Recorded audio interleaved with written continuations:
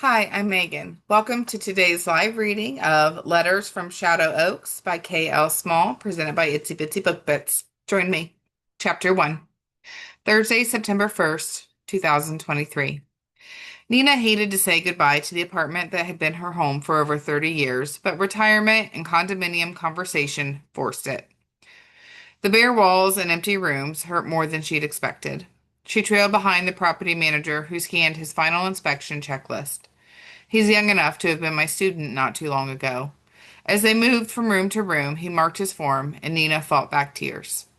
In the bedroom with the lake view, while the property manager opened the closet door and added a check mark to his paperwork, Nina gazed out the window and sighed. The sunlight twinkles on the water like diamonds. She loved to watch the sandhill cranes stroll along the shoreline and the alligators float in the shallow water. She had sketched and painted them many times, along with the sable palm trees and Florida sunsets, until my arthritis got too bad. Ms. Coss, the property manager, fumbled with his form. Miss Castle, it's Kosseliniak. Nina walked away from the window, her footsteps echoing in the barren room. Please call me Nina. He flipped over his paper. I'm sorry you're leaving. Our records show you've lived here a long time. We would have enjoyed having you in our new condo community. She nodded and headed into the kitchen where the last box of her personal items sat on the countertop. The room smelled of cleaning products rather than the many international meals she had cooked. All her exotic spices now resided down the hall with the young newlywed couple, and her pottery from around the world had been donated to a thrift shop. Another sad decision. The property manager cleared his throat. Since we'll be doing a complete renovation for the condo conversion, we'll return your entire security deposit. Thank you. Nina picked up her box and headed to the door. I have to go. The car service is waiting for me at the curb. I will miss this place. Let me help you with that. He hurried to open the door. Did you leave a forwarding address with the office? Yes, she sniffled. Shadow Oaks Senior Living Home. On Monday morning, the sunlight slid through the blinds into room B12 of the Shadow Oaks Senior Living Home in Tropical Springs, Florida. It brightened the simple interior, streaming across the floral comforter on the single bed and leather recliner. The sunshine gleamed on the silver picture frame atop the nightstand beside her bed and brightened the pencil sketch of Nina in her younger days. Despite the pain, Nina flexed her arthritic fingers. 48 years of teaching art, and now I'm paying the price. She shook her head. 3 Teacher of the Year awards. Where did the time go? Ingrained from years of practice, her hands braided the long strands of hair without looking. She twisted the silver locks into a single thick braid that she wore to the left side of her head. What color would my mother's hair have been if she had lived as long as I have? She still grieved the loss that had left her alone in the world in her 20s. No parents, no children, no family. With stiff fingers, she draped the silk scarf around her neck and tied a French knot in it. The fabric's brilliant claret color brought back memories of drinking Bordeaux red wine at a cafe in Paris, and of Andre. He still made her blush.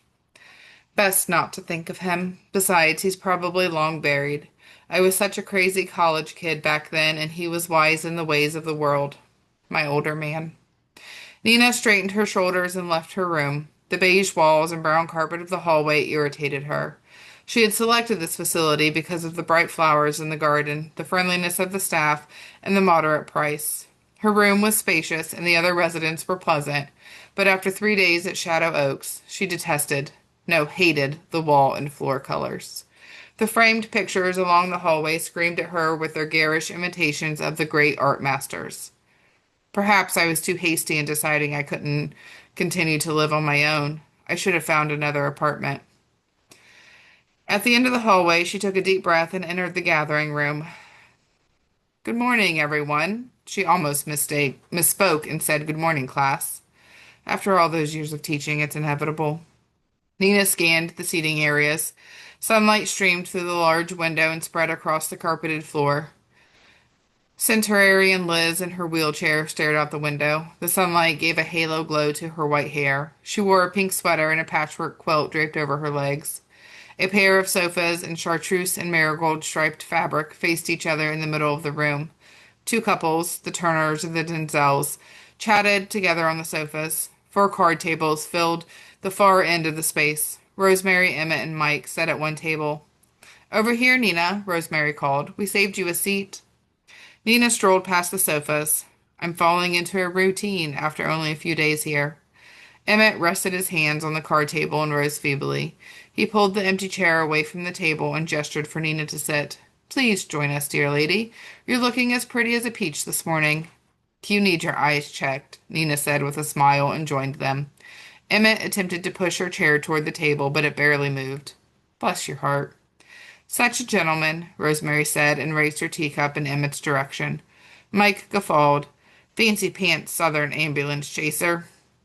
Nina chuckled at their banter. The same, every day, sweet, caring Rosemary. Emmett, the Southern gentleman, retired lawyer. Mike, the disabled Vietnam veteran. How did I fall in with this odd trio? Leaning over, Rosemary patted Nina's arm. "You are looking lovely today. What a beautiful scarf." "Thank you. It's from Paris." "What about me, Rosemary?" Mike stroked his beard and puffed his chest. "You're my hero, as always, and Emmett, you're a treasure." "What's that?" Emmett cupped his hand to his ear. "I said you need to change your hearing aid batteries." Rosemary blew him a kiss. Nina smiled at their exchange. "I'm still too new to join in. Maybe next week. Right now, I'd rather sit with Liz by the window and watch the birds in the garden." Activity Director Emily Carson breezed into the room with a red bag. Her brunette hair rippled with each step. Late 20s, I'd guess. "Mail call." Like a drill sergeant, Mike's voice carried across the room. Rosemary bent closer to Nina again. "I'm sure Emily will have something for you today. It takes a while for forwarded mail to catch up with you when you move." Nina nodded. "No one is writing to me. No family members. No friends." Emily opened her bag and removed a handful of letters. "Mr. Emmett Myers, Esquire." "My, ain't we fancy," Mike said. Emmett took the three letters the activity director handed him. "Thank you, Miss Emily. You're looking as pretty as a peach this morning." Rosemary leaned toward Nina. "He says that to all the ladies." After reaching into the bag, Emily removed a gardening magazine. "Mrs. Elizabeth Campbell?" Emily walked over to the window and placed the magazine in the elderly woman's lap. "Here you go, Miss Liz." Her granddaughter keeps sending Liz magazines, even though the poor dear can no longer read, Rosemary whispered. Her words made Nina look over at the slight woman in the wheelchair. "I've never heard her say a word." "She hasn't spoken since I've been here," Rosemary counted on her fingers. 6 years now. "Mr. Michael Walsh?" Emily carried an envelope over to the table. "Mike, it looks like a VA document. If you need help with forms or paperwork, please let me know." "And Rosemary, this one must be for you. It's addressed to Granny Nelson."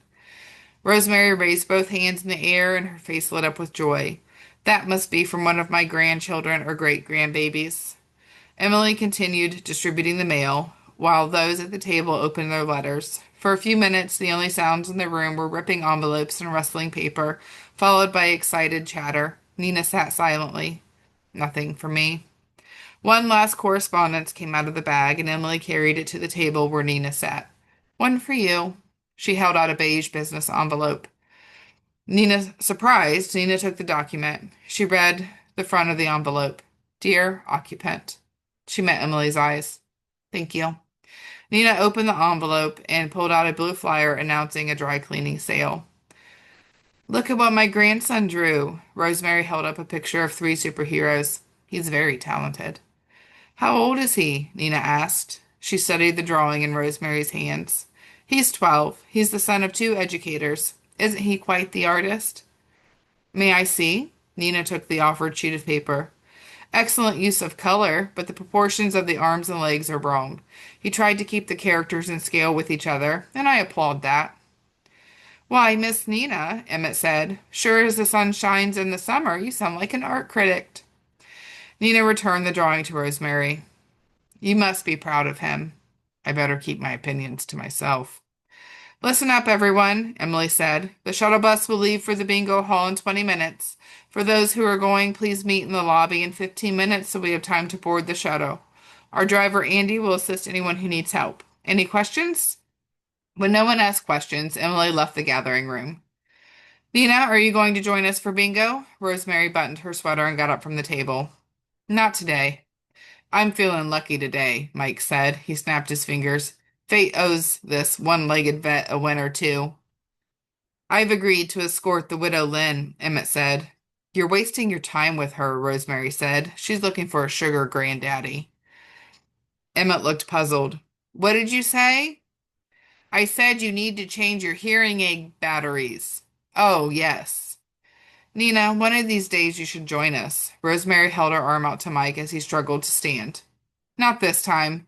She folded the dry cleaning flyer and rose from the table. I have some things to do. They can wait, Mike said. Miss Nina, don't let anyone discourage you from doing that which you are meant to do, Emmett said. Typical lawyer mumbo jumbo, Mike snorted and limped away. No pressure, Nina, Rosemary smiled, but join us on an outing one day. Without committing, Nina nodded and returned to her room alone.